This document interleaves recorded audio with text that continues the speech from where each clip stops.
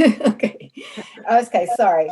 Um, uh, Going on the tail of what Commissioner Klauber was talking about, I had some ideas of other spaces as well, and I wondered what the considerations were for, it's very hard to describe to you, but um, something that was uh, involving the area of the stairwell glass that might even extend over to the left above the sign, the revolving sign. So that wall above the sign, if that could be integrated into something, would that be acceptable?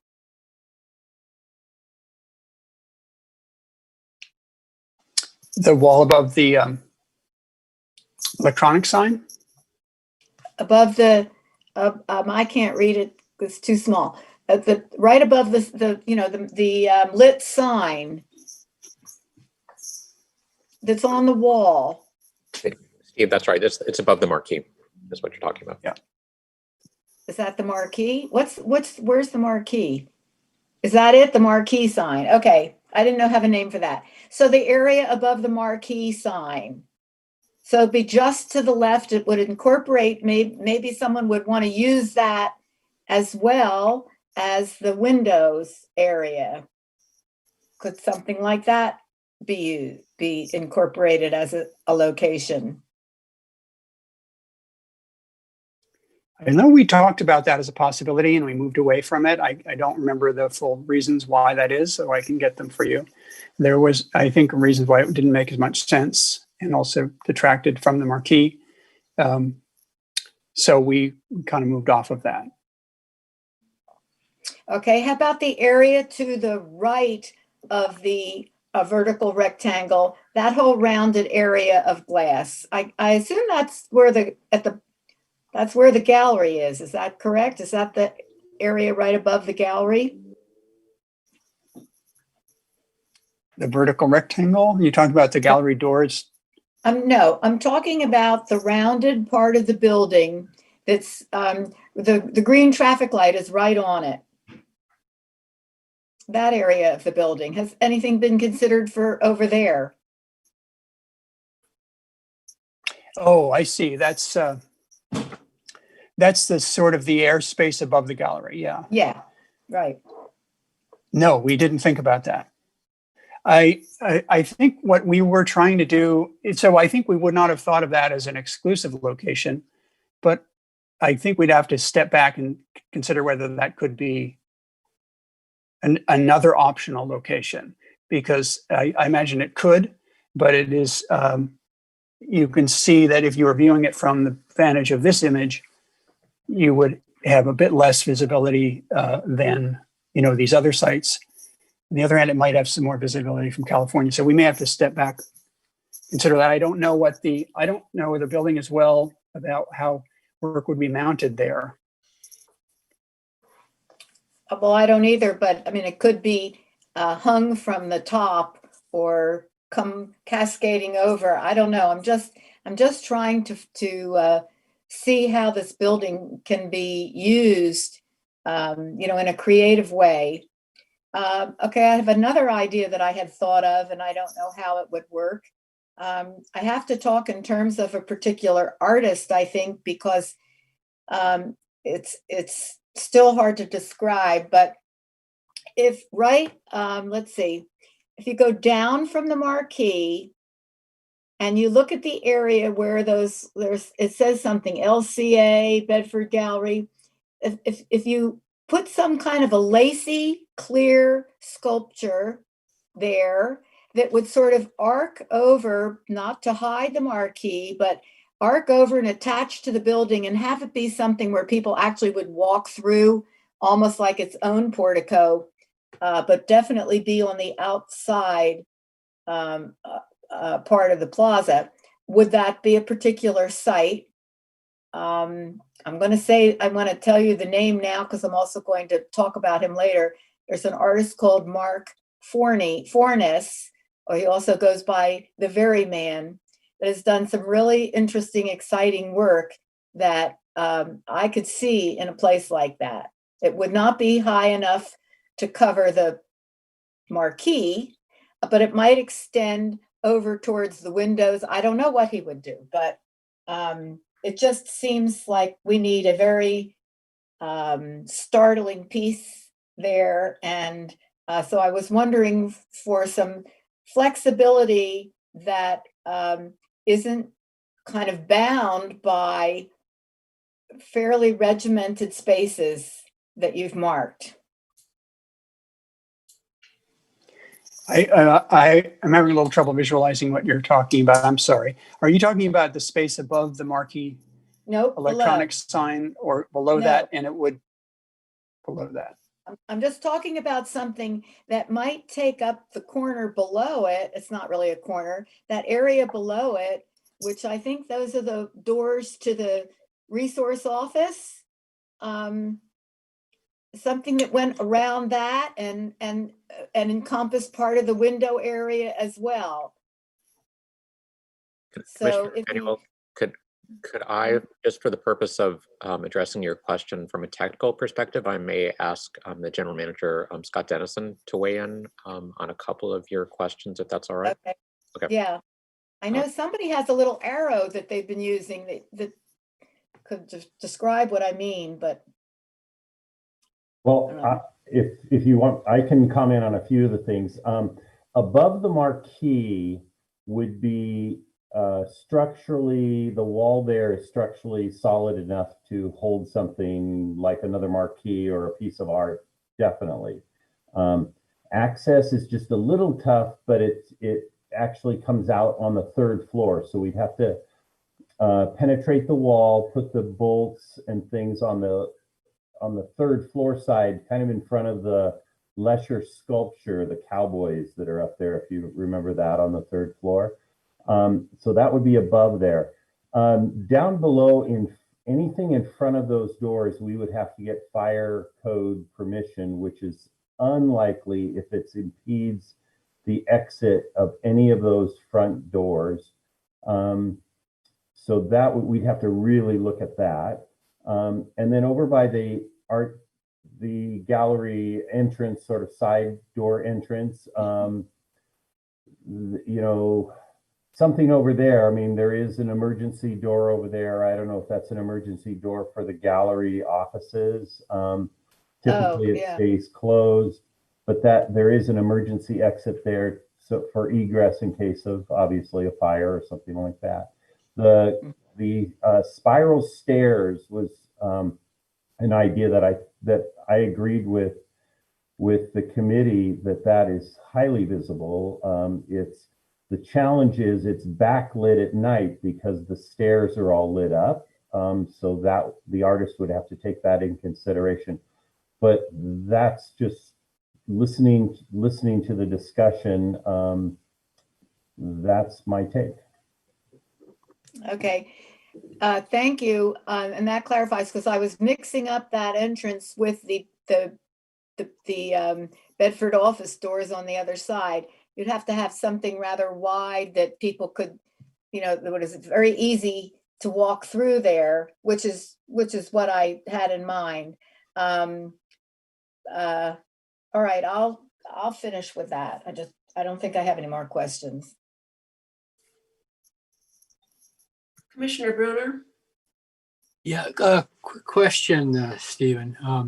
If I'm reading this correctly, these are the proposed sites that would then go to the artist to take a look at and work with. Is the expectation that the artist will come up with a proposal that covers all three, or is that more at the artist's discretion? Commissioner Bruner, it's our artist's discretion. So these are a menu of options. They might choose to address 1, 2, or 3. There are considerations in sense of stretching their budget, the impact of each individually, what might be complementary one to the other to create a collective experience of the pieces. Okay. So it is up to the artist to be able to work within these options. Good. That helps me. It's not that we're trying to fill every little space here. that'll be up to the artist to come back with a proposal then. Thank you. Yeah, you're welcome. Any more questions for staff? Vice Chair Klauber? Vice Chair Klauber? Sorry, I was trying to unmute. So can we get Scott Dennison back, since we answered the question for Jane's question? I just want a confirmation from Scott whether he recalls having considered the rounded area right in front of the building, at the top of the building, which would not take any plaza space. And we could presumably create something that is not too heavy for the edges along that rounded curve. And so, Scott, can you speak to whether that was considered? Yeah, part of the challenge with that is, it's metal up there. And so the artist would really have to figure out a thin piece of art, because the windows would not be blocked. So it's really just the blue bands I think you're talking about. So the two top blue bands, is that what you're referring to? I am referring to the top blue, it looks blue or graphite, very top of the building above the windows. And it doesn't have to be a line art piece. It could be several art pieces, for example, just above each of the columns. So from this photo, I count 1, 2, 3, 4, 5, 6 columns. So there are opportunities for 6 pieces of art up here that are cohesive. Presumably.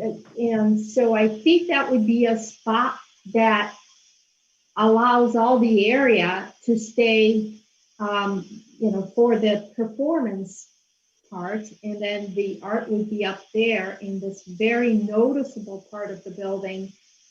And everyone would be able to see it from whichever corner you're standing. And it's over there, etc. Are you thinking that it goes above, it starts at the top of the window and goes above the blue band, which is about, 6 feet, maybe 5 feet? Yeah, so definitely would clear the window, not anywhere near the window. But if you look at above each of those columns, it would go on, on that band, maybe coming from just behind the graphite top band, and be attached from there. It is steel, so it's a very solid structure.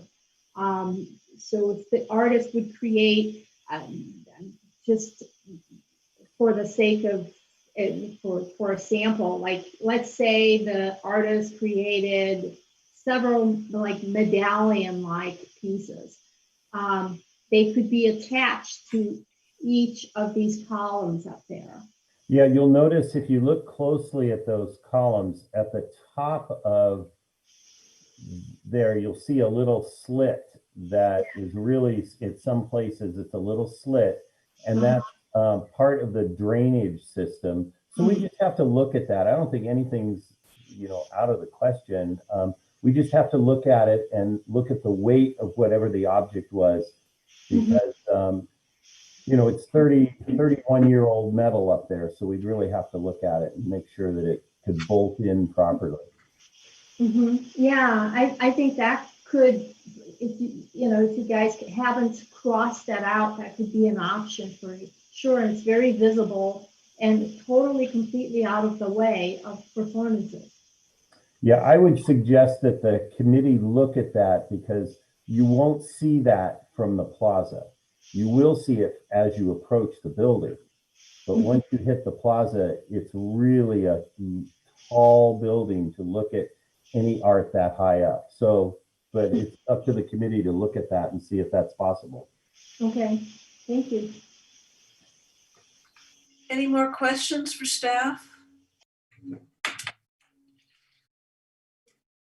So now see if there's any public. Does any member of the public wish to provide public comments at this time on the staff's presentation? Please use the raise hand feature or press *9 if you're connected by audio only, if you would like to provide a public comment. At this time, I will ask the secretary if there are any members of the public who would like to provide comments. Chair Yeah. Meredith, at this time, we have no members of the public wanting to provide comment. All right, thank you.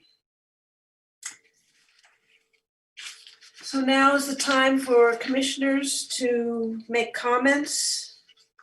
So who would like to go first about this? Commissioner Cowdery? I'd And like to, I'm sorry. If I may, Chair, Commissioner Cowdery, sorry.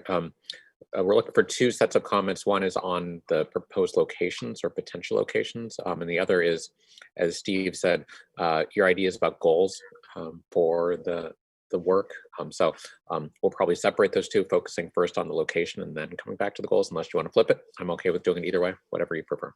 Actually, I was going to suggest that we flip it and talk about what our goals are first, because I think that might drive the locations. That's And fine. I also would like to follow up what Jane said earlier, or Commissioner Emanuel, about discussing each location separately, as opposed to trying to do them all together. That's fine with staff. Thank you. Well, Commissioner Cowdery, do you want to go first? Talk about goals? Goals? Well, what we wrote in the strategic plan, I think really says a lot in terms of, we want a signature piece of art that will be interactive and engaging, create a gathering place for community members and visitors. And I've had several members of the community say to me recently, what happened to the plaza? They did all that work and it just looks the same. So I try to explain, that's a lot of it you can't see, it's all underground, but it's going to be used for performances. But I think what the biggest goal for this piece of art is to enliven that big space so that people have a reason to go there other than going to a performance. So yes, they'd see it when they're going into the Lesher or the Bedford. Yes, they'd see it when they were going to an outdoor concert, but it would be great to have a signature piece there that would cause people to want to go use the plaza or visit the plaza just to see the piece of art. So that's my goal. It's interactive, engaging, and becomes a gathering place. Commissioner Emanuel? I really second what Glynis has said. Commissioner Cowdery, oh, wait a minute. Oh, I'm not muted. Okay, I want to basically second what Commissioner Cowdery said. I want a stunning piece that really captures somebody's attention. I want it to be different. I want it to be innovative. I want, I really want an outstanding piece. This goes all the way back to around 2000 when was the first presentation, I believe, for art for the plaza, and we lost out on a really wonderful artist, Dennis Oppenheim. And it's time for the city to have a knockout piece. There are interesting shapes of this building that can be used, and a lot of I would hope for a lot of creativity in the piece. I want it to be extremely visible to anybody, and it's one of the busiest intersections in town. Thank you. Other commissioners? Comments about goals? Vice Chair Klopper? I second what my fellow commissioners have said, and the creativity is, obviously creativity is very important. But I also want to highlight that it really should speak to Walnut Creek as it becomes a more inclusive town, a diverse town, where art is beyond what has been seen before, and it speaks for what Walnut Creek's vision for itself should be. I highlight diversity and inclusion here, which are hot topics today anyway. So I think that goes hand in hand with the piece, the way it should turn out, as well as the artists that should be selected to work on this. Very important art statement for the piece and statement for the city of Walnut Creek and surrounding area. Thank you. Thank you. Commissioner Bruner, do you have any comments on goals? No, I agree with everyone. I think this is a good opportunity. And hopefully it will add not just a dynamic feeling to this, but maybe some color. The building itself, concrete, slate gray or blue, whatever that is, doesn't really capture the eye. I like the idea of being able to see it from afar to draw you in, but hopefully it will be very visible once you are, on the site and you can continue to engage with it. All right, thank you. I guess my comments and goals, I agree with everything that everybody said already, but I'd also like to add that this is such a dominant building for the community. So I'd really like to see whatever the artwork ultimately is, that it really enhances and highlights this building even more than it is. It's a big building. It's, as Commissioner Bruner says, it's gray. So anything that can really highlight this and really enhance it, I think that's important. Commissioner Kadri? I just thought of some other comments that really are more about goals for the piece than about the location. So I'll add them in now. I want to make sure that since we haven't always had the best success with art pieces that are reliant on light, I don't want this to be something that is reliant on light. So if the location means it has to be, you can't really see it unless it's lit, I'm not a fan of that. It needs to be accessible to the public, whether they're going to a show or not. And it'd be cool if it did something with shadows, just because there is so much sun there. The use of shadows might be something that would be an added benefit.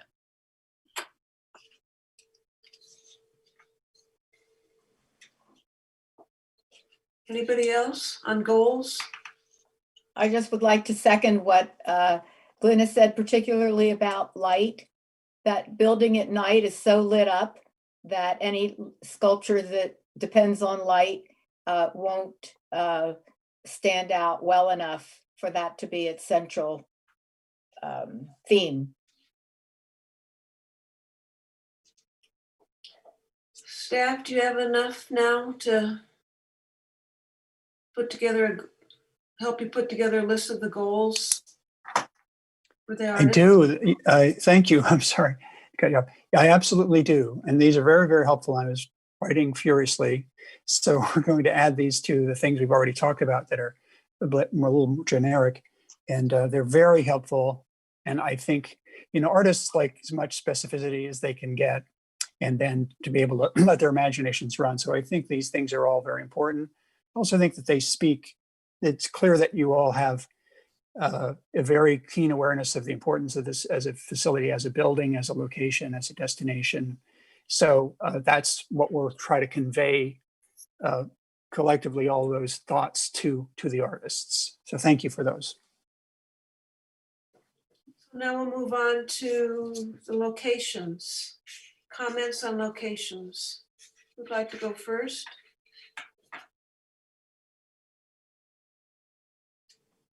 Are we going to do them one by one? If that's what the commissioners would like, we can do that. You want to start with the portico? Well, we'll start with the plaza. That's number one. So that would be the one that's on the sidewalk. Who'd like to go first? Any comments? Commissioner Emanuel? That's certainly a predictable spot. It would need to be very tall. I'm not sure exactly how big a footprint that is and whether an artist is limited to a certain square footage.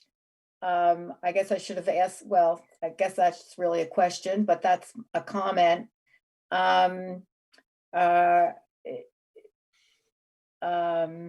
It certainly is a logical spot, but perhaps not the most innovative spot.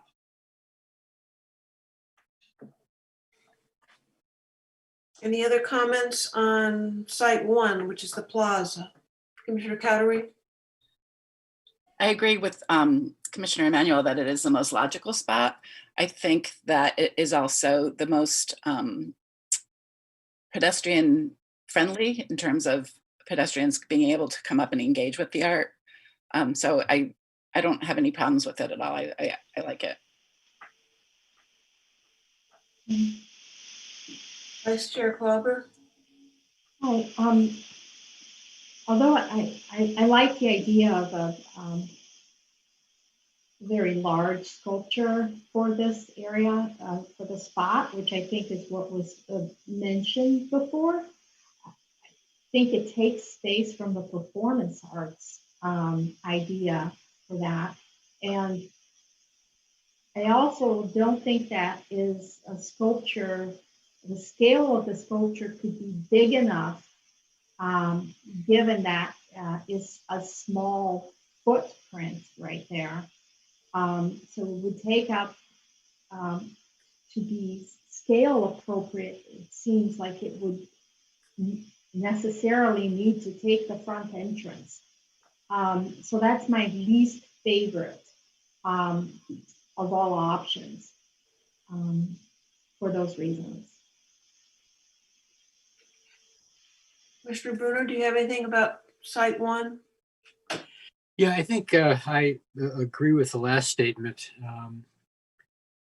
In that, I'm looking at the picture, the Site 1 picture that shows the proposed footprint, and it looks like it does more blocking than attracting, especially with lamp stand probably about 4 feet away from it, and it being maybe another 4 foot away from where the people would have to walk around it. It's my least favorite. Also, I think there's probably, as has been mentioned before, in terms of lighting, I don't know what that would look like at night. All right, thank you. I like this site. I think it does have potential. It doesn't necessarily have to, I mean, just because there's that footprint there doesn't mean it can be monumental and going up and out. And I understand from the committee meeting, there was about the amount of infrastructures in the plaza, that the space is limited. So I think if there is going to be a piece in the plaza, this is the best place for it. So I'd like to see it stay in the list. So the next one would be talk about this. Anybody else on the plaza? So the next one would be. Yes, no, I'm sorry, I'm having trouble with my mute. I do want to respond to this location. I didn't mean to say that I didn't think it was a good one. I think it should be in the mix. I just think it needs to not be blocky like that. As far as the lighting, in response to Commissioner Bruner's comment, that it can be lit very well at night by lights coming up from the ground or from the building itself. So I don't think lighting would be an issue there.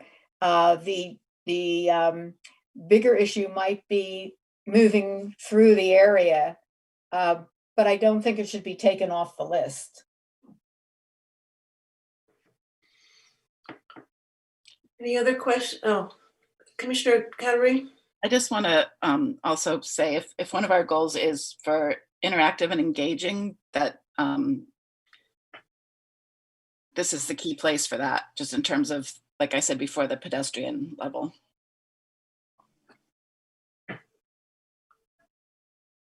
Anything else on the plaza? Why don't we go to the portico and ceiling? Anybody like to start comments on that? Sure. Commissioner Emanuel? I think I am not in favor of this spot for several reasons. I feel that it is not truly accessible to the public, that it doesn't engage you as you drive by or walk by. It doesn't engage you as you approach the building. It becomes something that can only truly be seen by walking through it. It would need, to my thinking, it would need an incredibly inventive artist who would be bringing it out around the columns and up above or whatever. I don't want to see banners hung from the ceiling or bas reliefs on the wall. It's not my vision for this building. And I don't believe there's enough public access. Commissioner Cowdery? I don't see this as the only place the art could be. I could see this not be a standalone. So if the artist chose to put art here, it would have to also be someplace else. So if it was going to mirror something that happened in one of the other sites, I'd be okay with it. But if it's just going to be here, it's not, for all the things that Commissioner Emanuel said, it's just not accessible enough, prominent enough. So it could be an add-on to another location, but not just the location. Does that make sense, what I'm saying? Yep. Any other comments on this option or this location? I can go next. Right here?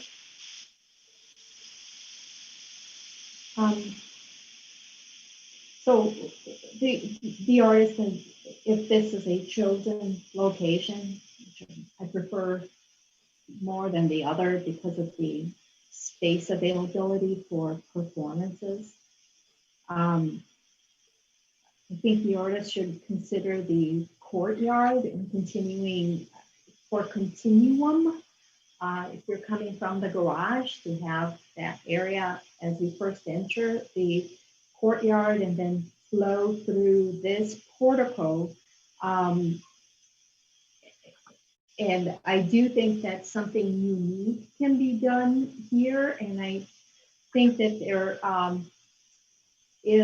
it fulfills the idea of people having a place to just see the presumably amazing art that would exist within this portico and the walkthrough. And it is also covered, so rain or sunshine, you'd be able to have access to it. And you could potentially have something quite interactive for the audience as well. Both looking down at your feet or along the walls or on the ceiling. So it could be a wondrous type of art experience. And I really like this spot because of that. And it's away from where the other performance or the performance is supposed to take place. So I do like this a lot, and I think it could fulfill all of the goals that were listed. Thank you. Commissioner Bruner, do you have any comments? No, I think nothing to add.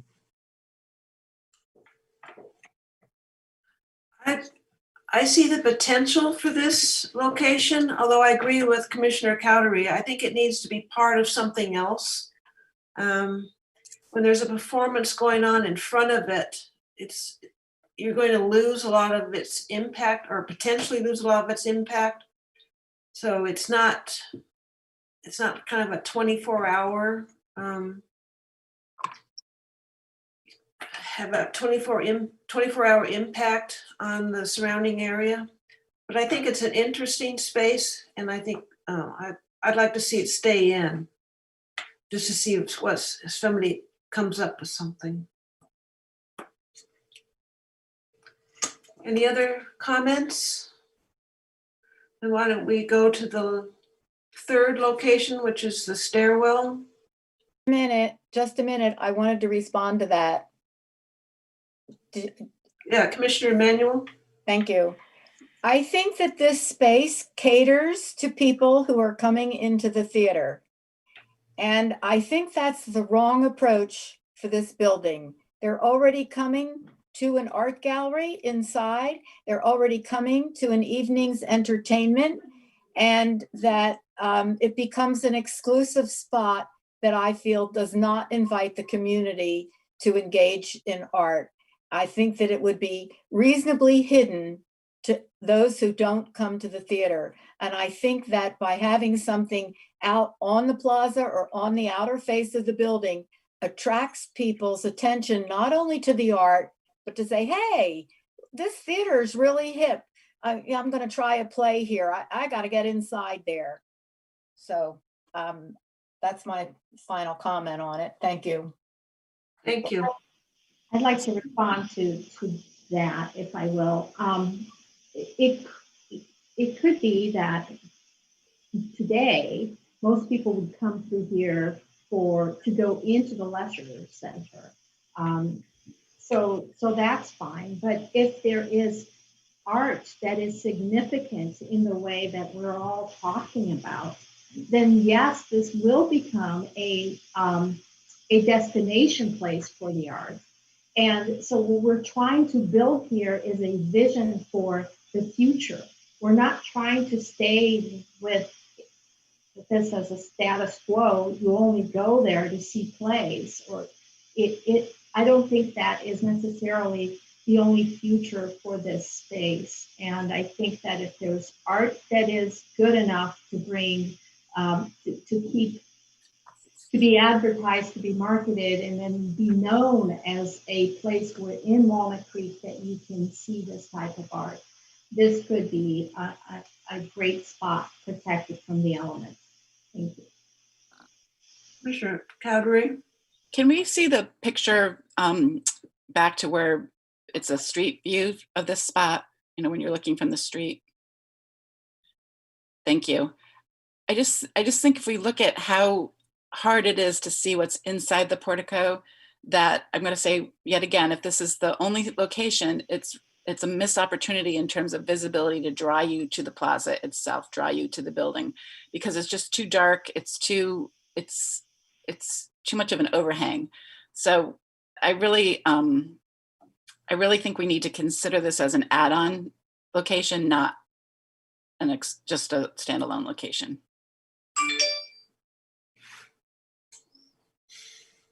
Any other comments on the portico?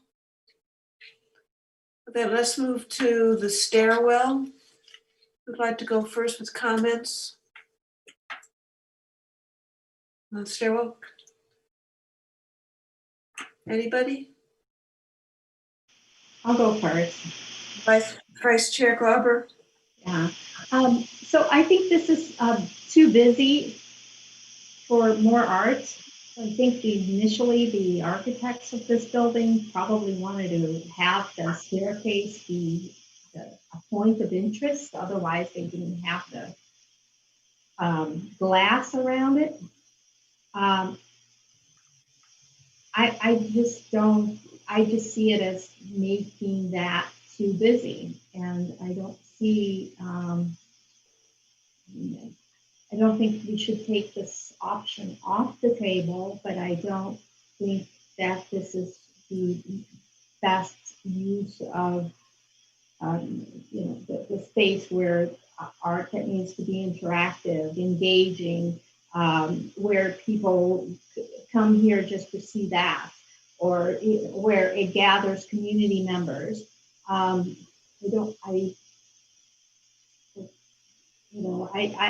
Maybe I'm wrong, and some artist is going to be able to make this an incredible option, but I don't see it.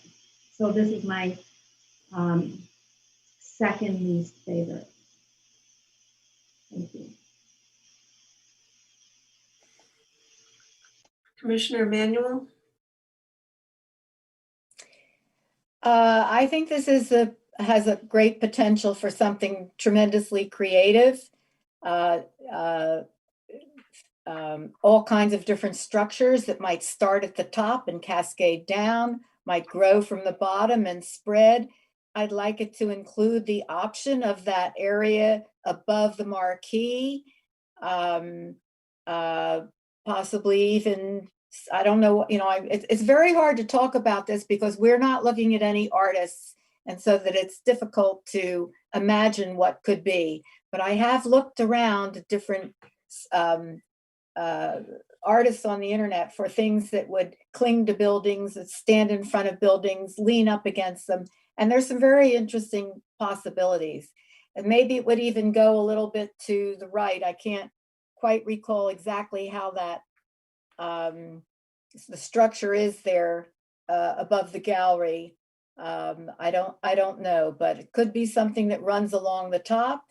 So I'm just a little concerned with limiting it to just that window area, so that whatever it is doesn't take up too much of the window. So that's why I was asking about that area above the marquee. So I don't know how you would promote this to an artist, but you can figure that out.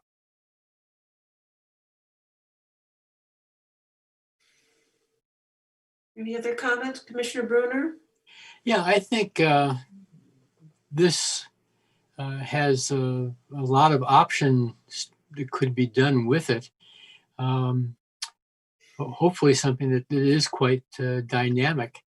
I think it angles out enough that when you're in the plaza, you've got a good view of it. It's also very good for anyone approaching the center from all but just coming down Locust Street towards Civic. So I think this is a one that really needs to be kept into the mix. Commissioner Cottery, do you have anything? Yes. So when we had our subcommittee meeting, I expressed concerns about art being on the interior of this space because I don't consider that public art. It's only accessible to people that are in the center. So I want to make sure that if this is one of the locations, it's definitely includes a big portion of it on the exterior of the window rather than the interior. I also walked there on Sunday mid-morning, and you can't even really see in the windows when there's a reflection. So if there's something inside, it's not really going to be visible from the outside. It's just too much going on to see it, except for maybe at night if it was lit up.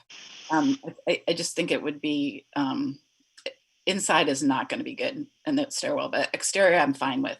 I also think that maybe there's a way to combine the exterior of the window and do something like Commissioner Emanuel was saying earlier, some type of, I don't want to say overhang, but some type of arcing, moving sculpture that ties into the plaza space. Do you know what I'm saying? So it could start at the plaza or start at the windows and the other location, and combine the two.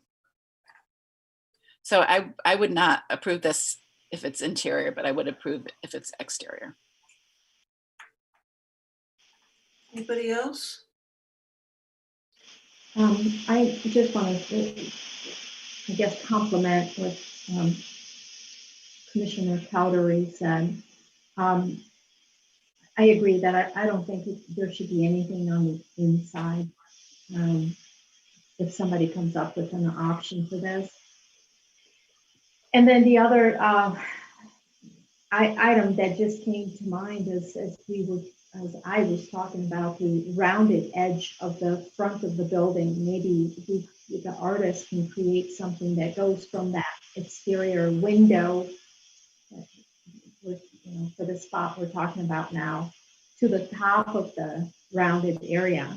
Something grand, something that goes from one side to the other, wrapping around there, perhaps something in a kinetic type of style. That's it. Thank you. Commissioner Manuel, did you have another comment?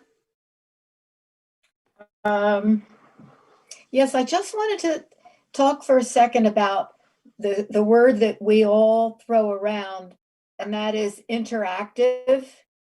And I don't, it seems to me that when you engage with a piece of art, it's interactive, and that they always say that the viewer completes the work of art. And so I don't want to confuse interactive with being able to turn a handle or touch something. I want it to be a more generic statement that in effect is engaging and asking somebody to come closer. That's all I had to say about that. Anybody else? Anybody else? Just my comments is I really like this site. I think it's highly visible. It's really could become a beacon, and I don't mean in the way of light, but I mean in terms of a real landmark piece of work that you can see going south on California. It is very visible going south on California from Civic, from Locust, and it would be highly visible to really stand out and really become a statement piece. So I think this this location has a lot of potential to meet the goals that we've talked about earlier tonight. So for a question for staff, do you want a vote on this, or do you want to hear, I know some commissioners have some other ideas. How would you like to proceed? What would Thank give you. Sorry. Thank you, Chair Mara.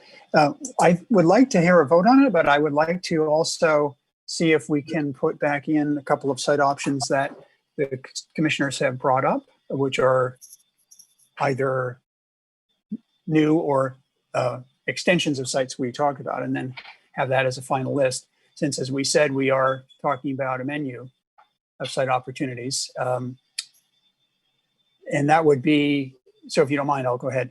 That would be the sites that we've got here, that we've illustrated, then the potential extension of something that would be above the marquee sign on that wall that is above the doors into the Bedford's Resource Center. The possibility that there would be work in the portico and there's an extension of it into the courtyard space, and the possibility that there might be something along the upper edge of the curved main wall above the windows. These could be part of the menu. What I would say then is if there's support from the commission to vote on these, there may be things that staff has to work through about those details, but you've given us the options, and they will be contingent on those being practical. And we would have a little bit further discussion, but we wouldn't have to come back. As I've said, and this is my bias, is that I'd like to be able to present the artists with quite a bit of opportunity and flexibility, so they can come up back with something that is inspired and treats the whole center to make a landmark piece and make a big visual difference. That would be my preference as staff. Would you, Commissioner Cowdery? I'm fine with that. I guess what I just want to make sure is in our motion, I feel very strongly that I don't want the portico and the courtyard or that whole area to be a standalone. I really would like to see our motion have that be as a, and so you can put your art here and someplace else, but not a standalone.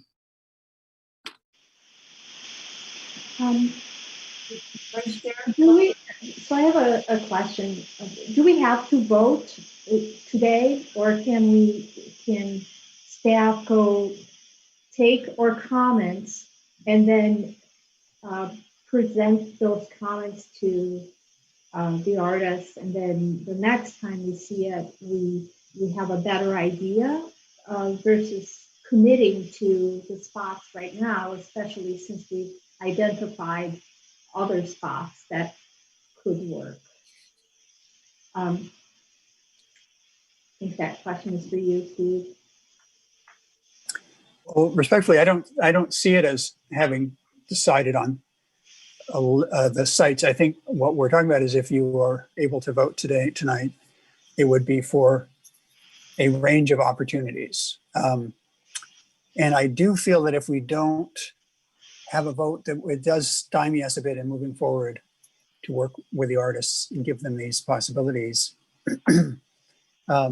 So what I was suggesting was not to limit or switch out the sites we proposed, but to add onto those as options. Though I'd be happy to, have the caveat, as Commissioner Cowdery has pointed out, that we would ask the artist not to do a piece that was only in the portico, interior, and courtyard space. Commissioner Cowdery? And do we want to also make that same caveat if the artwork could be above the marquee, that's an add-on spot, it's not a only spot? I'm asking that. I'm not suggesting, I'm asking more like what other people think about that. Since I brought that's area up, I would say that is an extension. It's not a solitary place. It's not a standalone place. It would be part of an expansive spread of art in that area. I don't know. Steve can figure out a way to communicate that to the artists, but and I just want to say that I agree with what Glenn has said about the portico. I will not vote for that spot myself, but I don't think we have enough money in this pool to have art in several places, but maybe an artist will surprise me. That would be fun. So question for staff, do you want to vote on each location, or do you want a vote that, as Steve tries to summarize, these 3 locations and then the additional ones that are talked about tonight? Just one motion. What would be most helpful for you? I guess this may be a question to our director, but can there be a motion that says, and I'll frame it, we approve as primary locations, the plaza, staircase windows, and as secondary or add-on locations, portico and courtyard space, wall space above marquee, and window, maybe call that an atrium space above gallery. And you could vote on that as a package. As you just described that, Steve, that makes sense to me from a staff perspective, but I just want to make sure that's the consensus of the commission. So if that's a motion that someone wants to make, that would be up to the commissioners, but it makes sense to me. Thank you. Commissioner Cowdery?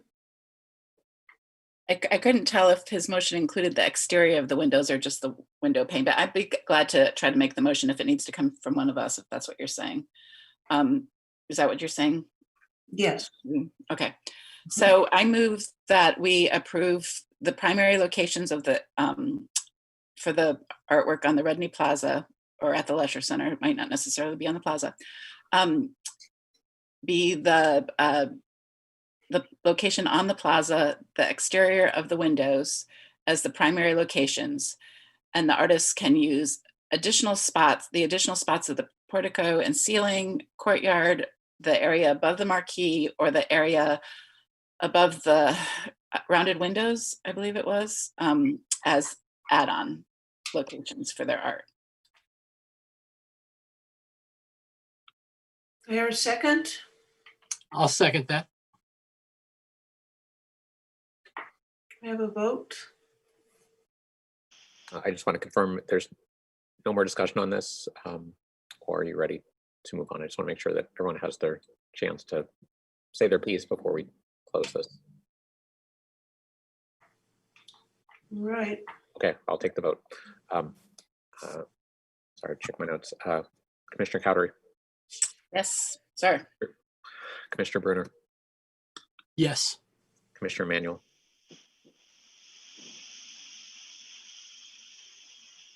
Yes. Vice Chair Klauber, Yes. and Chair Meredith. Yes. Motion carries 5-0. Thank you. All right. Thank you, Thank you everybody. very much. Thank you. Thank you, staff. Thanks. Steve.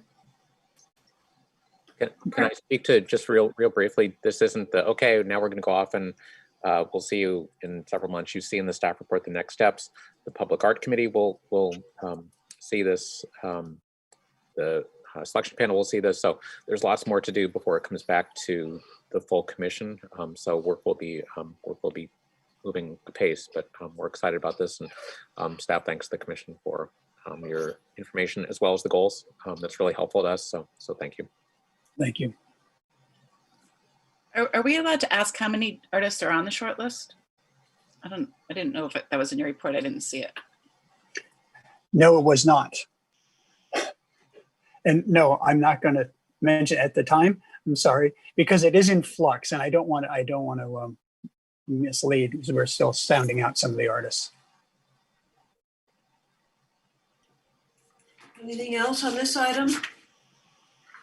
If I may ask, this is related to the budget. So I know that a little bit, about $5,000 was paid to the arts consultant. So I have two questions about that.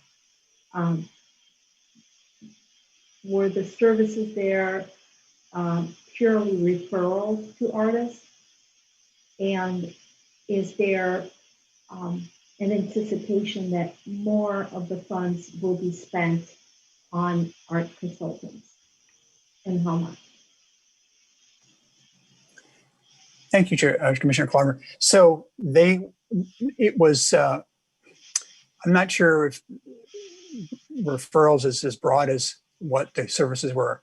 There was a great deal of interaction and discussion with the consultant and exploration of the options and possibilities and the type of artists we wanted to do. Then there was a lot of outreach that they provided, and then orientation and connection that they provided for those artists. So there was outreach. There was also engaging those artists in the excitement and energy and interest in the project, and basically talking it up to them as really the significance and value that we feel it has. So that's the services. We don't at this time expect to engage them. If we did engage the consultant again, it would be fairly minimally, and it would be just in a little bit of the contact. I'm not certain that we're going to need to do that, however, and if we do, I can report back to you on that. And are the artists that were referred or contacted through the consulting companies or agencies, are those on your short list? Yes, they are. Thank you. Anything else on this item? Then we'll move to reports on projects. And the first is the Bedford Gallery Annual Report. Emily?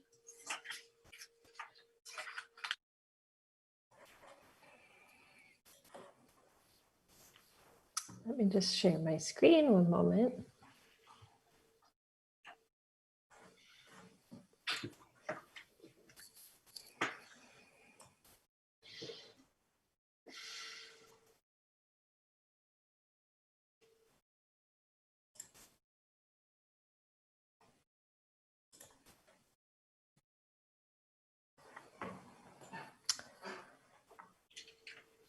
All right. Can I get a nod if you see my screen?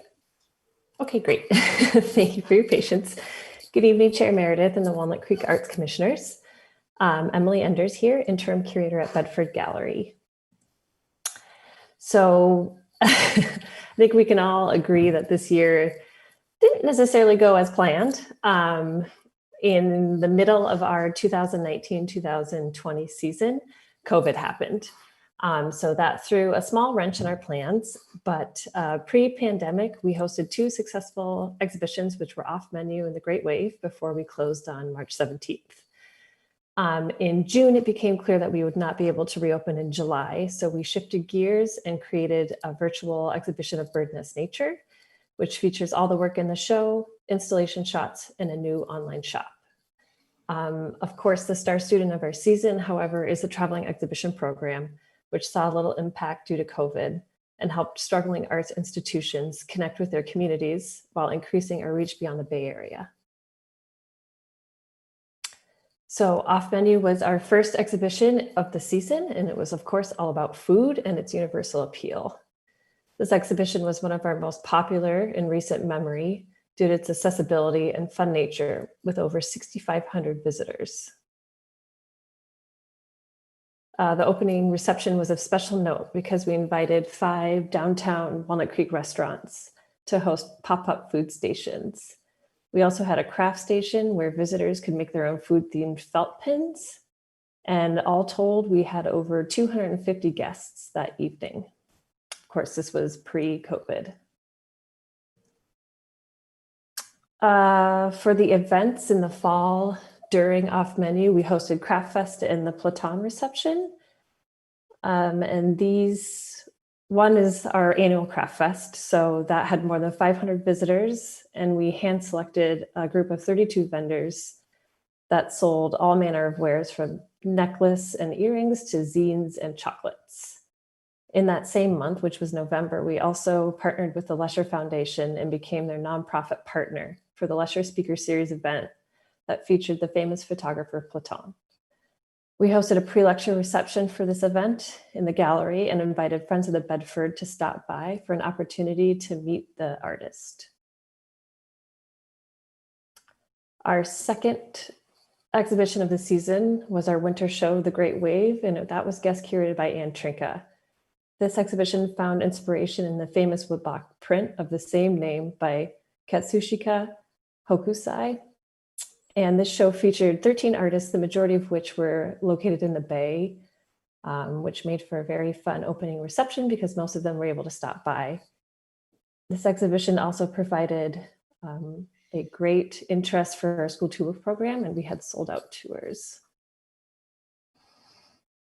Events during this exhibition included our Free First Tuesday, and during the February Free First Tuesday, we had a workshop for creating Valentines for the ocean. This was led by the Great Wave artist Judith Lang, and guests used beach plastic to create their cards. For both Free First Tuesday events in February and March, we hosted a climate change narrative table by Great Wave artist Hugh and Starkweather, where guests could share their own stories on climate change.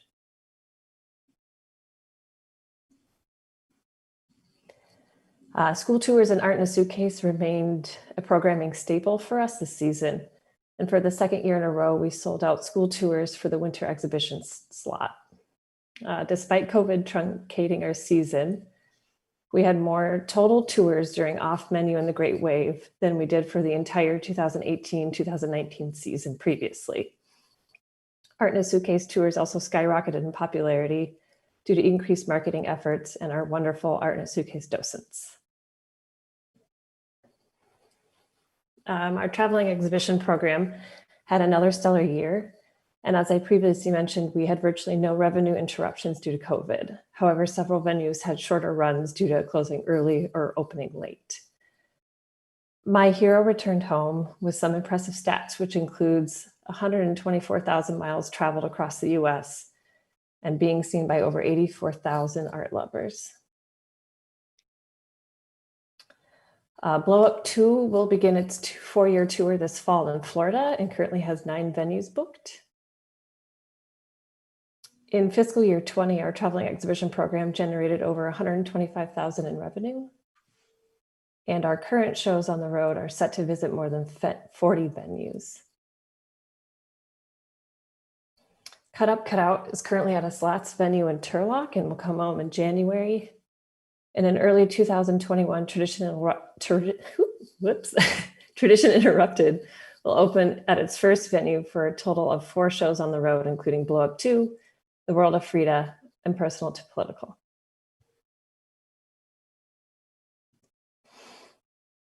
Another giant undertaking that Bedford staff did this year was going virtual with online exhibitions and online shop and social media.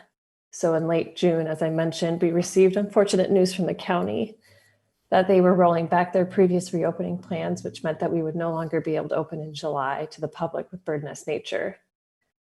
So what do we do with 170 artworks that have been delivered prior to receiving this news? We hung the entire show and made a virtual exhibition out of it.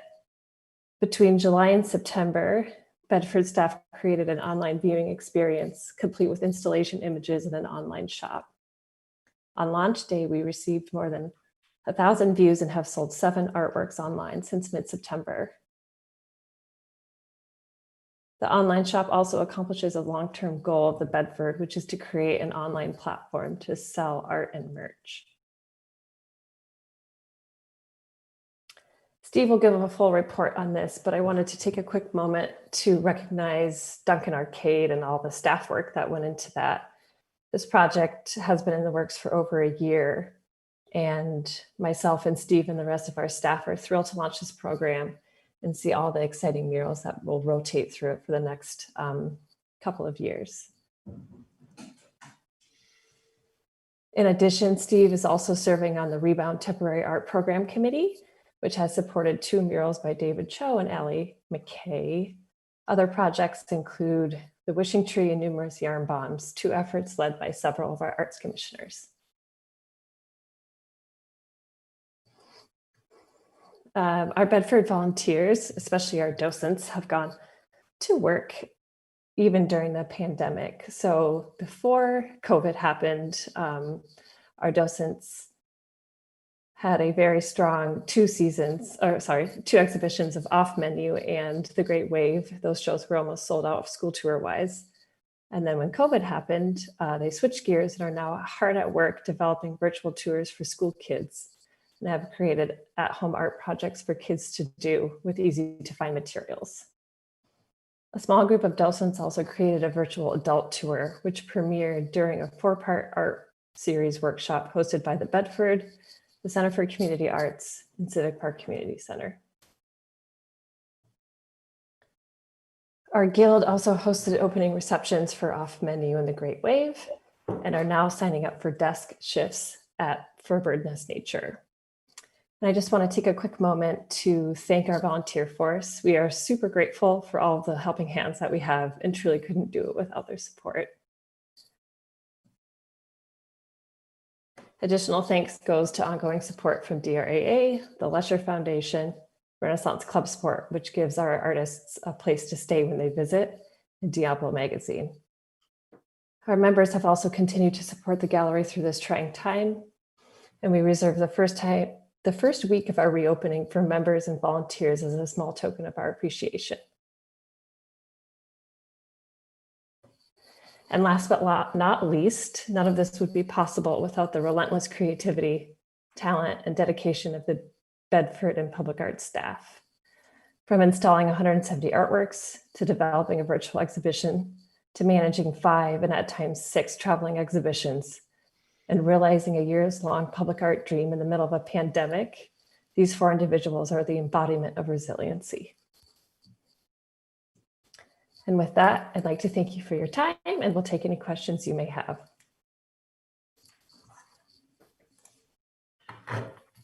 Thank you, Emily. Does everybody have any questions or comments?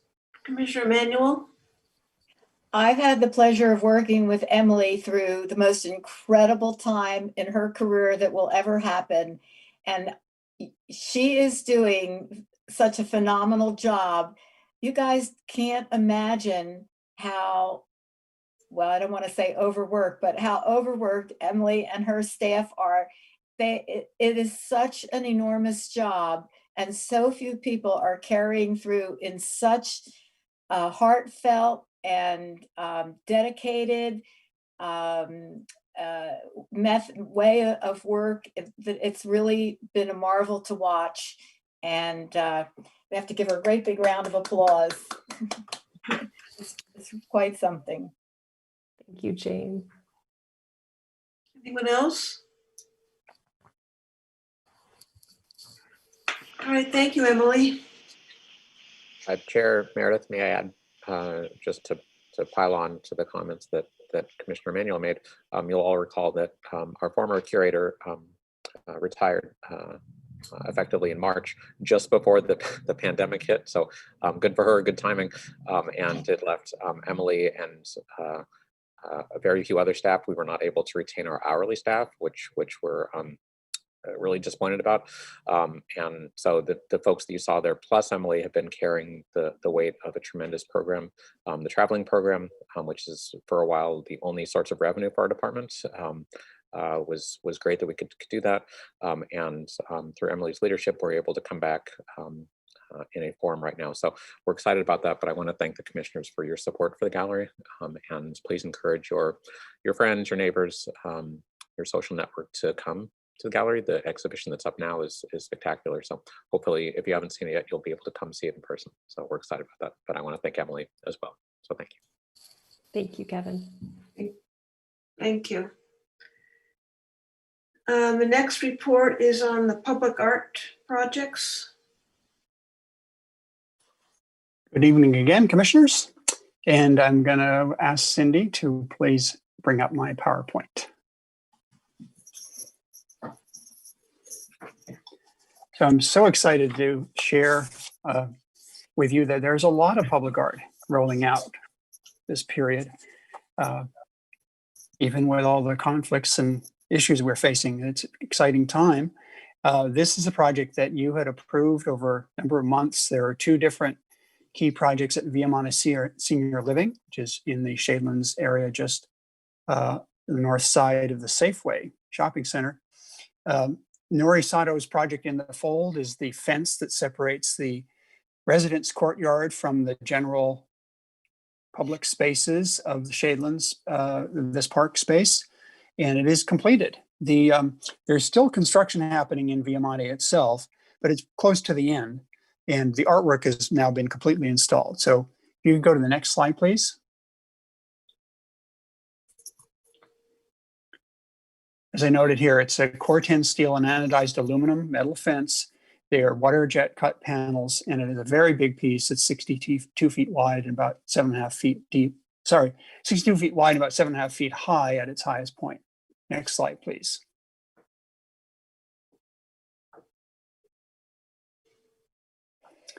I was very satisfied when I viewed and signed off on this project to the consultant.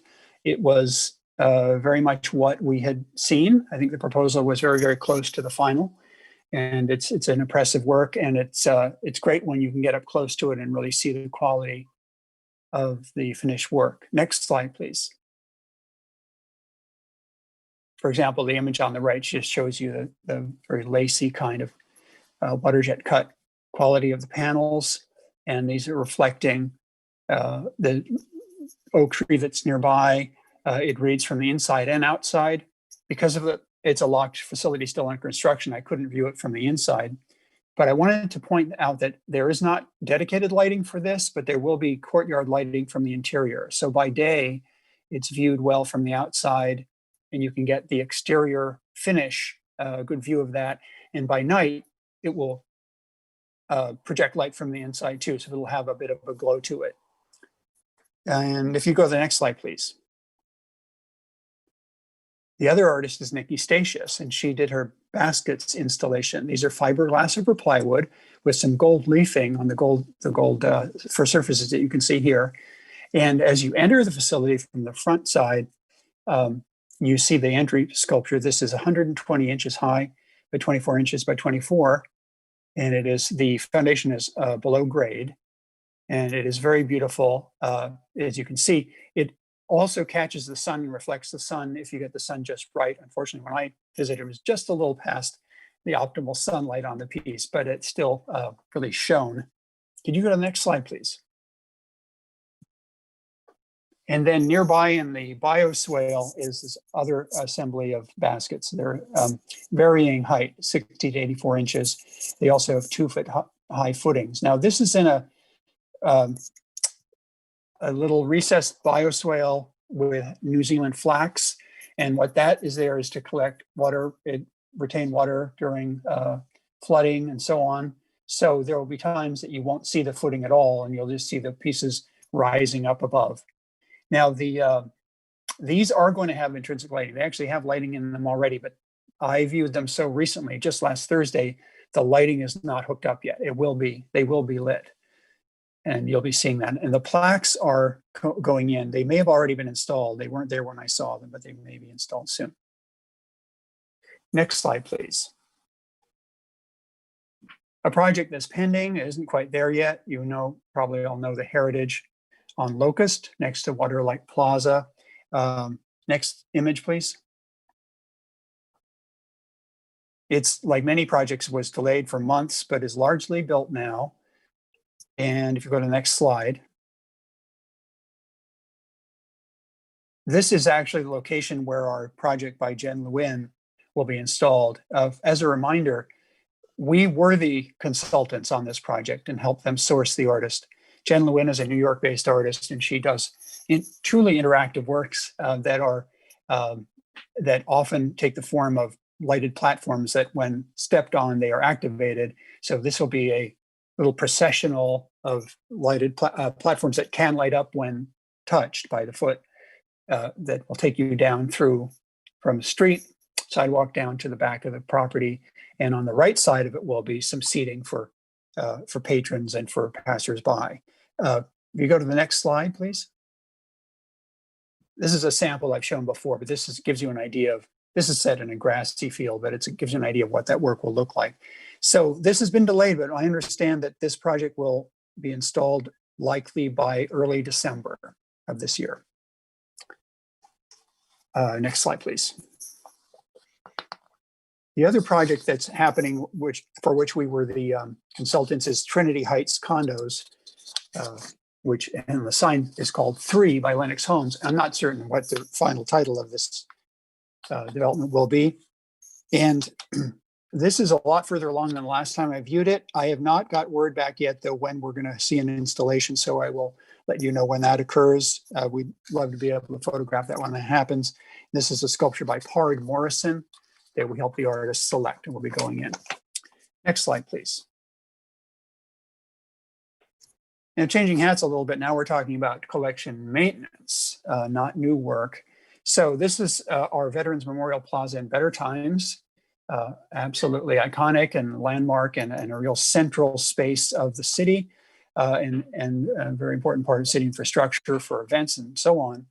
This has aged over the years, and major maintenance has now come due.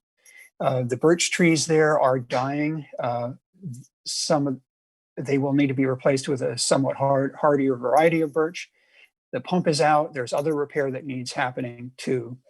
And we are engaged now with Public Works to come up with some solutions for that. We're working together to identify what all the needs were, and then the costs, projected costs. Now the costs will drive our next steps. We may be needing to return to the Art Commission for an approval, but I'm hoping that we will be able to prepare a request to City Council that would request appropriation of funding for this repair, doing that in collaboration with Public Works. And we don't have a number on that yet, but it will be significant. So that's pending, and by the time you meet again, we may have a recommendation that we'll bring forward to you. And next slide, please. Next slide, please. So Emily spoke about this briefly, and I'll tell you a little bit more. We're so excited that Duncan Arcade has occurred after some time. The very fortunate timing of a Rebound Temporary Art Initiative helped us to expedite this process, and we have to give thanks to the City Manager's Office for that. This is a new public-private partnership and a first for Walnut Creek, a true gallery of outside artwork. This is an exhibition space of fine art with eclectic artists and eclectic styles. Next slide, please. These artists were chosen last year. We had them submit concepts and we were able to greenlight those pretty quickly. 4 out of 5 murals in the space are all completed. The first one you saw was by Ricky Watts. This is artist Saron Norris. I was able to meet with him when he was beginning the painting. You'll see Saron there in the upper left. And this reflects his style. He's a well-known artist, cartoonist, muralist. He has been involved in animation projects. There's a TV series called Bob's Burgers. He designed the exteriors. He designed the sets and some of the characters for that series. And he has a following from that, as well as his other work. Could I have the next slide, please? The most recently completed, just over the weekend, is Cannon Dill's Wolf. Cannon has a painted acrylic background and then ink drawing of this wolf, and that's a style that we liked and we brought him on for. And then next slide. Next slide is the last image in the arcade, Velia de Eulis, and she was the first painter completed. A really wonderful painter who did this giant floral, which is called Floral Bounty. We have one last artist coming in, the 5th artist, Casey Gray, sadly had personal reasons. He hurt his ankle, sadly, and had to postpone installation, which would have probably been by now. So we're looking at most likely a mid-November painting before we've got the first series completed. We've received very positive feedback from the artists who were involved. They had a great experience. They said they liked the space. They were really taken by the fact that it has very good light, yet it's sun protected. So there's skylights and electric lights. The owners have beefed up the electric lighting in there as part of their relationship with us. And so it's very well lit. Saron mentioned that he was able to work much later in the evening than he expected because he wasn't reliant on solar light. So he actually finished a couple of days shy of his expectation. But they were pleased how it's open air, yet weatherproof, public access day and night. They thought it was terrific. So they had a good experience, and hopefully they'll share that with other artists, because we'll be looking for other artists to put work in. I'm going to propose that after a year or so, we'll start to look at ramping up a new selection process to be able to rotate these out after a period of about 18 to 24 months. So we'll be putting in new work. And this project costs slightly under $25,000 in a budget that you had all approved earlier. And I think we can hold the cost at that for the next series, if not reduce it slightly, perhaps too, because I've learned a lot more about the space and about the difference between the walls and about the nuance of budgeting that. So we're very happy to announce that that is in. That's the end of my project report, but I do, this does bleed into the rebound project report. So I'm glad to report on that if there are no questions. Anybody have questions on the public art? It's all right, Chair Meredith, if Steve just proceeds with his next one, and then we can fold the questions into both.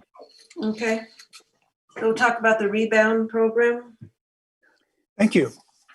So as a reminder, the council approved emergency powers that included the rebound program to help downtown businesses recover more quickly. These powers granted to the city manager. They relaxed and expedited the usual processes for board and commission reviews, for permitting, for temporary signage. They reduced the extensive contracting and insurance process that would normally be necessary. As a result, our committee, our tireless committee, former Commissioner Joe Bologna and current Commissioners Cowdery and Emanuel, as well as some assistance from Carrie and Sarah with Walnut Creek Downtown, have done a great deal in the downtown. And I'm sure you've seen some of this work already, if not all of it. So I'll go ahead and show you that if I could have the next slide.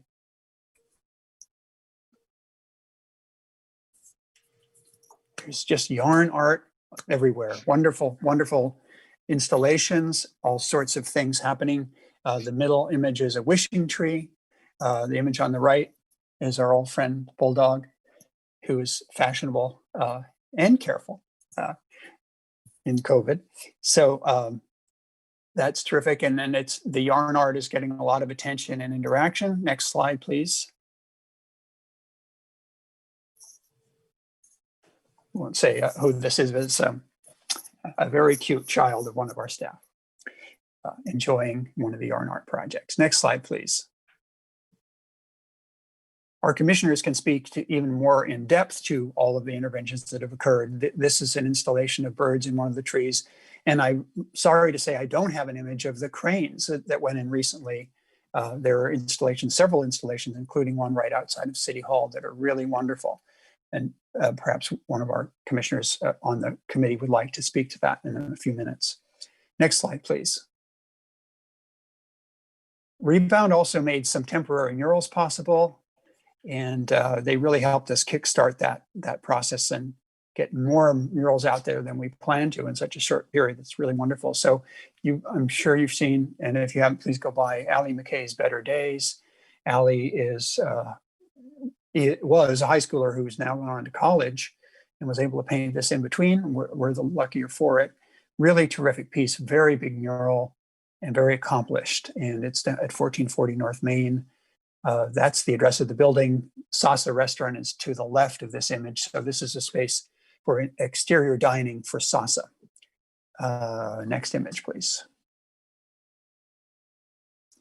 And very recently completed, probably Friday, this was completed, is David Cho's piece, Earth, Water, Wind, Fire, and Sky, on the site of Cheap Pete's. Really striking mural, quite large, that went in over about a week or so, about 8 days. Like all rebound activity, these projects are meant to be temporary and only up until the county fully reopens all business and some of the temporary, permitted things go away. The murals theoretically should be painted over by the city at that time. However, what we've arranged with the city manager's office and the ad hoc committee of the council is that if individual building owners want to keep these murals at the end of that period, we can work with them and we can formally ask you, the commission, to grant a grandfathered status to the murals. So we're going to take that as case-by-case basis. And for better or worse, it may be some time before that would even be a question, because the county has to completely reopen, give directions to completely reopen business. So these should be up for some time. We have one more mural pending at this time. Next slide, please. And that is at the wall next door to Mel's Patio. The address of the building is 1388 North Main. I have a proposal pending, but don't have the final image. But with luck, we'll have this installed within a matter of a few weeks' time. That would be the last of the ones that were pending and would be more or less the end of our general fund budget that we are allocated for the murals. But we're still entertaining possible additional murals. So if there's more news, I'll bring that back. So as I mentioned, the rebound helped us to jumpstart the murals program envisioned in the Public Art Master Plan and a major strategy in the strategic plan. Not only these murals for rebound, but also Duncan Arcade that was pending for some time got launched. And I want to once again acknowledge Commissioners Emanuel and Cowdery and former Commissioner Bologna. They put in so many hours of hard work on these initiatives and were invaluable to me as staff, guiding me and helping me along with the projects. And we also consulted Walnut Creek Downtown, in particular Ms. Sarah. I also really want to acknowledge the vision and support of the city manager's offices, Terry Kilgore and Colette Hanna, because they were behind us all the way on these things. And without their support, we couldn't have made them happen. And they're, I think, as enthusiastic as we are about it. So I really appreciate that they saw the arts as an integral piece of the rebound strategy, and it's to our benefit. Thank you, and I stand by for any questions you may have. Any questions for Steve? Comments? Let's see, Commissioner Emanuel. I would just like to say that I'm all of this is great and town is looking great, but I am so excited about Nori Sato's wall, her fence. It's everything that I dreamed of, and I know it'll look better when I actually see the real thing, but it's just terrific. Vice Chair Klauber, you had a question, you had a comment? Yes, I wanted to echo that. I actually was going to ask whether or not the art was in, because I had heard Viamonte got their occupancy certificate. So I assumed the art was in, but I hadn't driven by. So it is exciting to see that. And we'll have to talk about adding that to the public art tour as well for the app. And I don't know if I'm able to share a screen, but I would love to share a screen of this cranes, if that's possible. Am I allowed to share a screen? You are allowed to share a screen. Let's just assume this is the commissioner reports. Oh, I can wait. I can do that under that. Fine, go ahead. It's saying I can't share a screen, so. We're adding you at the moment. Please hold. If Vice Chair Klauber wants to speak, and then we can come back to you, Glynis. Vice Chair Klauber? Yeah, let me unmute. So I'm very interested in the public murals, and they look wonderful. Thank you, everyone who's involved. Going forward, how are we sourcing the artists for the murals? Thank you for the question. You know, I think that's flexible. What we did is we developed a short, I won't say short list because it wasn't that short, but we developed a pool of amazing murals that we wanted to work with and pulled from that. I believe what we'll be doing is going back to that list, adding to that list. We will come and talk to you again about that. We certainly welcome suggestions for the mural list. And I have also, through this process, although of course, we know many artists, but even through the process with Rebound, I've found a few artists that I didn't know and brought those into the Rebound project. So I'm very excited about the great range of artists we can work with. So it's somewhat flexible, and we have some time to develop how we're going to source those artists, Commissioner Klauber. That's great. And how do you see the future of the public-private partnership? Because I think at least in my case, I was hoping, and I think I heard that we were hoping to springboard or public-private partnership program off of this Rebound program. So what's your take on how we're going to be doing with that?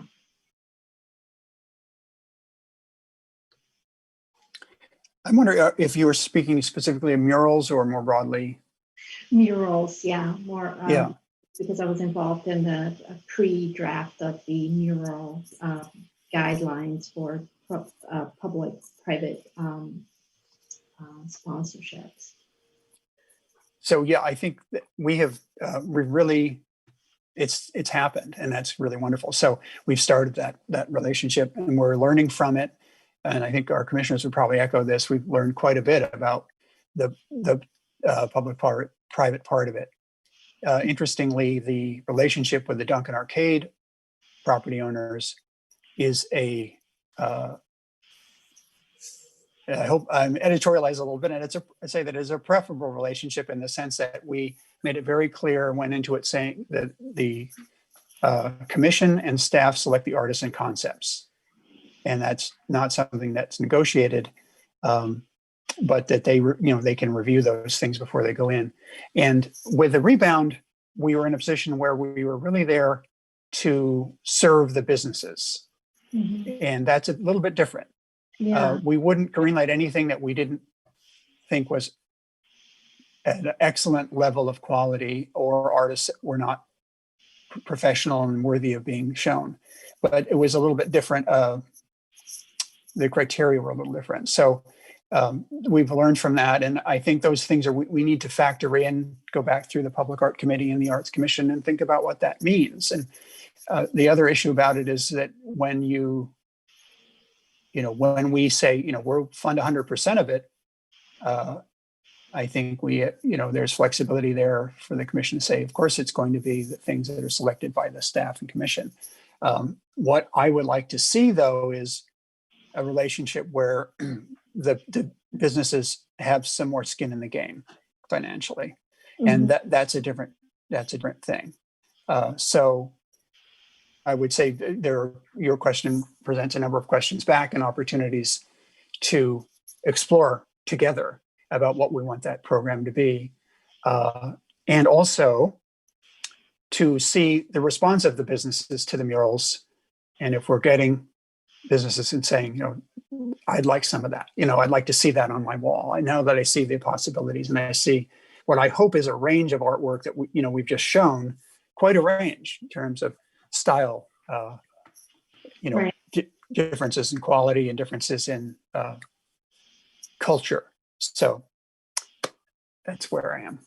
That's great. And any ideas on how we can communicate that to the private real estate owners, and so that we can grow and show them what the possibilities are off of the experience you guys have had? Well, off the top of my head, I think that Walnut Creek Downtown is a good partner that can help us with that.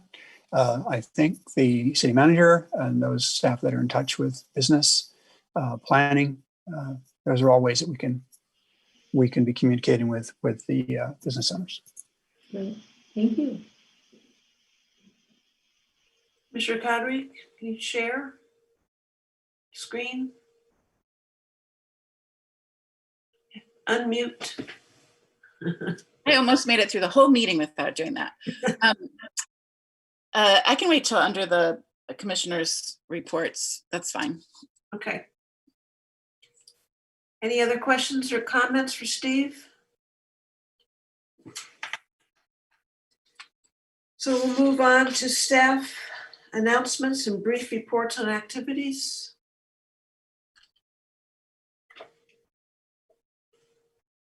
Miley, go ahead. Good evening, everyone. My name is Miley Ogasawara. I am the program manager with Center for Community Arts.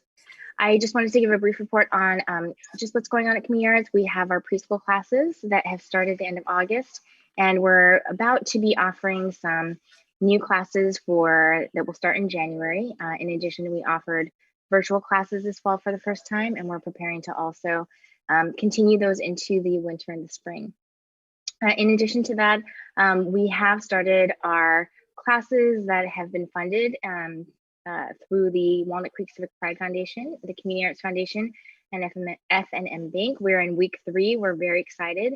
This will serve the Trinity Center, Vila Vasconcelos participants, and the Civic Park Community Center to offer creative writing and oral storytelling classes to seniors and community members that are underhoused or homeless. And then additionally, we are providing arts programming to some of our local schools through a grant with the community, with the California Arts Council, excuse me. And our team has been working with Walnut Creek Intermediate School to share pre-recorded art lessons and weekly virtual art lessons in digital media, drawing, and painting during their AP time. And other programming is anticipated to begin in January. Thanks so much. Thank you. Scott, are you next? I will go next. Good evening again, Commissioners. Scott Dennison, General Manager of the Lesher Center. I just wanted to give you a little update of what we've been up to in this COVID-19 2020. We've done a couple of movies live on the top of the Lesher Garage. We had to postpone the first one that was planned because of the smoke. And then in October, we did a couple of movies up there to full crowd in their socially distanced 10 by 10 squares. And we just concluded this weekend the Lesher Center Pumpkin Patch, the first one we've ever done, but we're going to do it again next year. And so we sold about 250 pumpkins. We got some of our scenic artists who have been unemployed. They volunteered their talents to paint a bunch of pumpkins, and those sold for $45, and the regular carvable pumpkins were $30, and it was used as a donation to the Lesher Center. And then we're planning a North Pole experience with families in small groups who can go and visit our set from last year, Mrs. Claus's Kitchen and Santa's Workshop. We have a great plan for socially distancing everybody and how we're going to take pictures but not touch anybody, and it's going to be pretty spectacular. And then we're working out with the unions and with the platform, we're going to virtually stream A Christmas Carol to our families that use it as a holiday tradition. So we're excited about that, and we will have all of that on sale within a week. So that's it from here. Any questions or comments for Scott?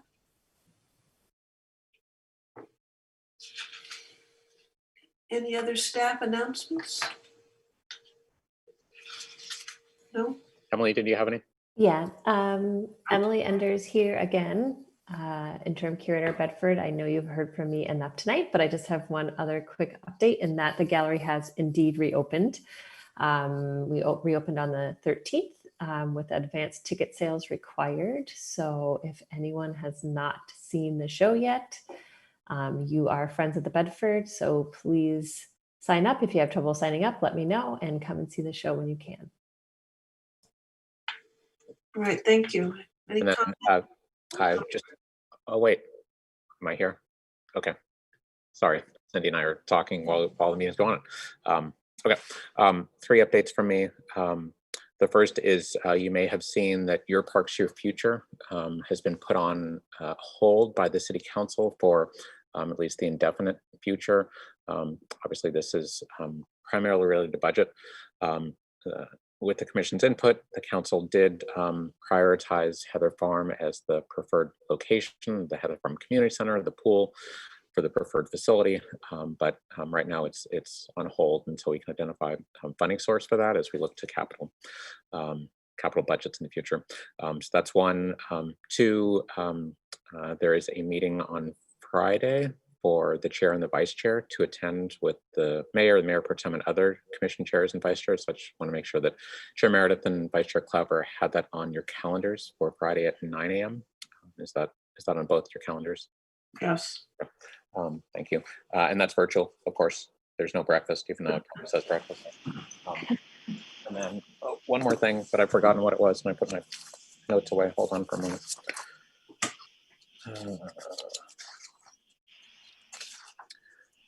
Shadelands. So thanks to the Commission for your input on the extension of the exemption for the Shadelands Business Park from the public art fee requirements. The Council heard that and supported the extension. You recall your recommendation was for a year through June 30th of next year.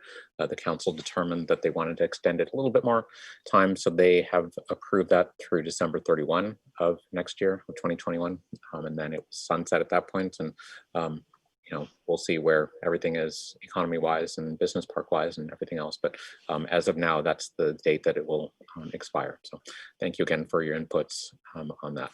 So that's my update. Thank you, Chair. Any questions for Kevin? All right, so we'll move to commissioners' announcements and brief reports on activities. Commissioner Cowdery, do you want to? Sure. I'll start. First of all, I just want to echo what Jane said about Emily and the Bedford Gallery staff. I want to say that of all the staff, I'm so impressed with the creativity and the dedication that I've seen, not only at the Bedford, but with the Lesher Center and with Miley and her group at the Center for Community Arts. It's just been amazing to see all the dedication and creativity. Just the creativity is amazing, and how they're supporting the community. So I thank you for that. My activities with the Rebound Committee have been, it's been fun. A lot of Zoom calls at the beginning, but once we actually got things going, it's been exciting. So one of my projects was I'm sorry, I'm just trying to share my screen and talk at the same time. One of my projects was to work on cranes to decorate some trees around town. And I'm having trouble finding my picture. Let's see if I can do it this way. Yeah, there they are. So over the summer, I was up in Washington and I wanted to do something to help the community, even though I wasn't here. So I made a personal goal between June and November to fold 1,000 paper cranes. And I have to say, I made it. I don't know if you know or not, but the paper crane is in Japan is a sign of hope and healing. And so I thought it was very appropriate with everything that's going on to be able to give that gift to the city. So they're in front of City Hall. There's some by the Bedford. There's some on Main Street. So that was my crane project. And then I'm also excited to say I've been working with the Youth Commission, the Youth Leadership Commission. They approached us a while back to develop a mural. Originally, it was going to be a community service day project.